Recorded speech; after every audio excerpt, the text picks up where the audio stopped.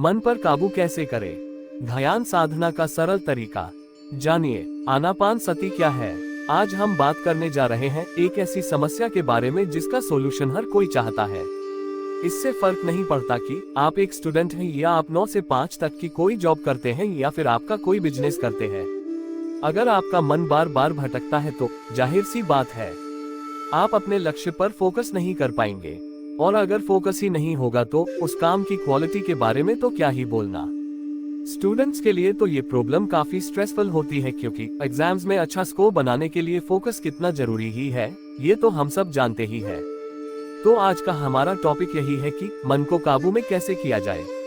ये जानने से पहले हमें ये जानना बहुत जरूरी है कि मन बार बार भटकता क्यों है। इसका एक सिंपल सा कारण डिस्ट्रैक्शन होता है। डिस्ट्रैक्शन को कम करने के 2 तरीके हो सकते हैं। दूसरा मेथड जो कि इस पोस्ट का मेन पॉइंट है, उसको जानने से पहले हम फर्स्ट वाले मेथड को भी हम एक नजर देख लेते हैं ताकि दोनों मेथड्स की हमें अच्छे से समझ हो जाए। मेथड 1, ये मेथड आपने कई बार सुना होगा।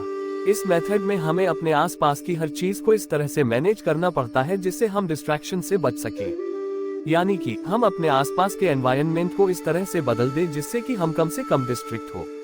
एग्जाम्पल के तौर पर अगर आप कोई काम या स्टडी कर रहे हो तो अपना मोबाइल साइलेंट कर दे या मोबाइल बंद करके कहीं रख दे, या जितनी भी डिस्ट्रैक्ट करने वाली चीज होती है आप उन सब से दूरी बनाकर रख ले ताकि ना रहेगा बांस ना बजेगी बांसुरी। बेशक ये तरीका कारगर हो सकता है, लेकिन ये हर किसी के लिए इतना आसान भी नहीं होता। मेथड 2 दोस्तों, दूसरा तरीका यह है कि हम अपने अंदर का एनवायरनमेंट चेंज कर लें ताकि जो काम हम करना चाहते हैं उसमें हमारा मन अपने आप लग जाए। बेशक ये तरीका भी इतना आसान नहीं होने वाला है, लेकिन जो टेक्निक हम आज आपके साथ शेयर करने जा रहे हैं, अगर आपने उसको अच्छे से प्रैक्टिस कर लिया तो यह आपकी जिंदगी बदल सकता है। जिस तरह एक जंगली घोड़ा बेकाबू होता है और उसे पकड़ने की कोशिश अगर हम करें तो वह इधर उधर भागेगा।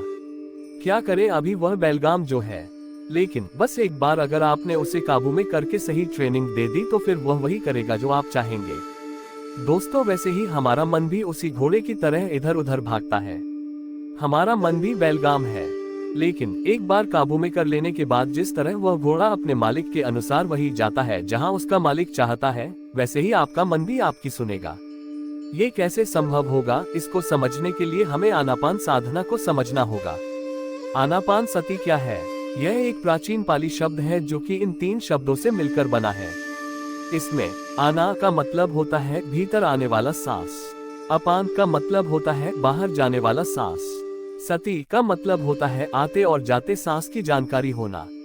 आगे बढ़ने से पहले मैं आपको ये बता दें कि इस तकनीक का इस्तेमाल सदियों से होता रहा है। यह एक मेडिटेशन है जिसे आनापान के नाम से जाना जाता है। आनापान साधना कैसे करते हैं? सबसे पहले तो आपको करना यह है कि एक आसन पर आरामदायक स्थिति में बैठना है। अगर आप इस तरह आलती पालती करके बैठते हैं तो और भी अच्छा है, लेकिन ध्यान रहे आप जिस तरह भी बैठे आपकी गर्दन और कमर सीधी रहे। स्टेप 1, अब आपको आंखें बंद करनी है और मुंह को भी बंद रखना है। अगर आप चश्मा पहनते हैं तो उसे भी उतार दें। स्टेप 2, अब आपको अपना सारा फोकस नाक से आते और जाते सांस पर लगाना है। आपके होठों के ऊपर और नाक के नीचे जो जगह है वहां आपको अनुभव करना है कि कब सांस आ रहा है और कब जा रहा है। बस आपको इतना ही करना है। ऐसा आप रोज सुबह कम से कम 5 मिनट तक करें। बहुत आसान लग रहा होगा, है ना? लेकिन दोस्तों, जब आप इसे करेंगे तो देखेंगे कि थोड़ी सी देर में ही आपका फोकस सांस से हटकर यहाँ वहाँ भाग रहा है। आप अचानक से कुछ सोचने लग गए और अपने सांस पर ध्यान देना भूल गए। लेकिन आपको करना यह है कि जब जब आपका मन यहाँ वहाँ के विचारों में भागे तो आपको फिर से उसे सांस पर ले आना है और उसे देखना है। शुरुआत में आपको फोकस करने में थोड़ी दिक्कत हो सकती है, लेकिन याद है ना, हमारा मन एक बेलगाम घोड़े जैसे होता है। जब तक काबू में ना आए प्रैक्टिस करते रहिए। कुछ दिनों में ही आप पहले से ज्यादा टाइम तक इस पर फोकस करने लग जाओगे। अगर आपने इस मेथड की अच्छे से प्रैक्टिस कर ली तो समझो आपने अपने मन पर काबू पा लिया। फिर आपका मन किसी भी काम में या पढ़ाई करते वक्त भटकेगा नहीं। आपकी एकाग्रता पहले से ज्यादा बढ़ जाएगी।